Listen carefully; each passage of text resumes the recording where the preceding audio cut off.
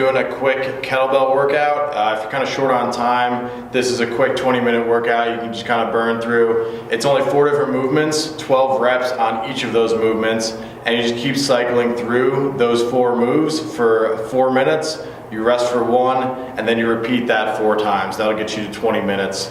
So if you're kind of short on time, give this one a try. And the other nice thing about this workout is that you only need 1 kettlebell. So first move is called a kettlebell power swing. This is a lateral movement. It's going side to side. So from here, just start doing a few little swings just to get your momentum going, and then you're gonna finish up top. On the arm position, make sure you're pressing up into that kettlebell. You want the bottom of the kettlebell to be facing the ceiling in your finish position. So from here, you're pressing up into the kettlebell, and make sure if your arms make a window, your head comes through that window each time. Then from the top position, you're gonna let that kettlebell swing. Once the kettlebell is swinging down and it's getting to about your hip height, you're gonna rotate through with your hips 180 degrees. To the other side. Again, back and forth. You want to finish on the back toe, so you're pivoting on this back foot each time. So it's going to ask a lot of your quads, hamstrings, and glutes to stabilize yourself, because you don't have a ton of surface area to stabilize yourself on that trailing leg.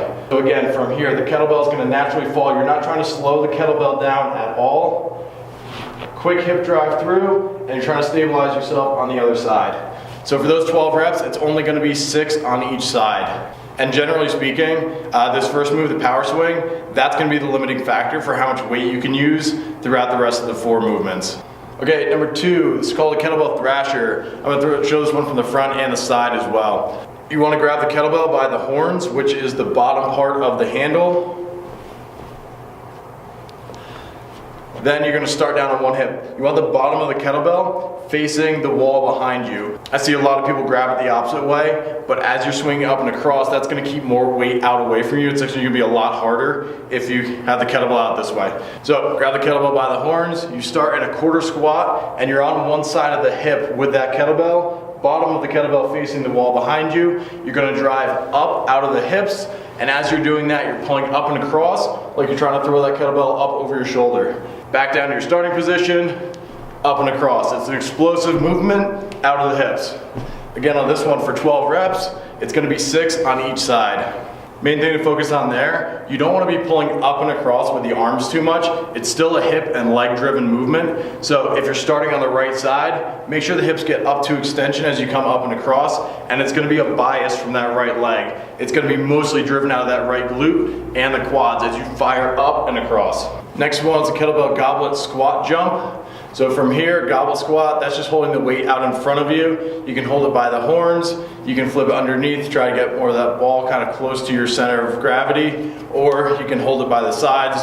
This is generally how I hold it. Personal preference though, whatever's more comfortable for you. Drop yourself down into a squat, then you're jumping on the way up. Make sure you land into the next squat. You want to be absorbing yourself down. You don't want to land into straight legs and then go into the next squat. So some other notes on the goblet squat, make sure that weight is staying as close to your body as possible. The further out that weight gets, the harder it's going to be. That's going to challenge your midline more. It's also going to get you into the biceps, fatiguing your arms unnecessarily. Finally, as you're coming up out of that squat, you want to be exhaling on the way up. That way when you're landing and you're coming down into this position, you can stay braced and tight, maintain a good back position, and then as you jump up, that's when you sort of exhale. That's when you want to be relieving the tension. And if you have trouble maintaining a good squat position as you're landing from that jump, just eliminate the jump. So if funky things are happening, like you're coming down, the knees are diving inside, or as you're landing, you're rounding over like this, just eliminate the jump. Focus on doing a good squat with that upright torso position. And again, on those, doing 12 reps total, be it the squat jump or just the goblet squat. So fourth and final movement, we're gonna go down to the ground. We're gonna start in a 4-point stance. Then we're gonna load weight up into the toes.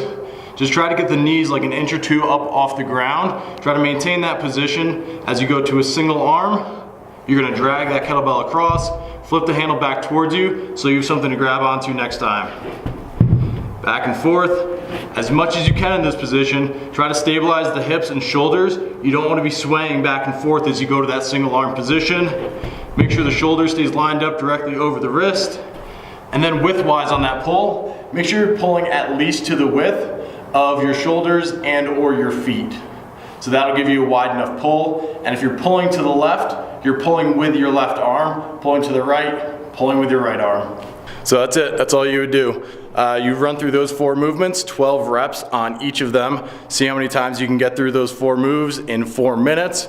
Rest for 1, repeat that 3 more times. That'll get you to a 20-minute workout. Give it a shot.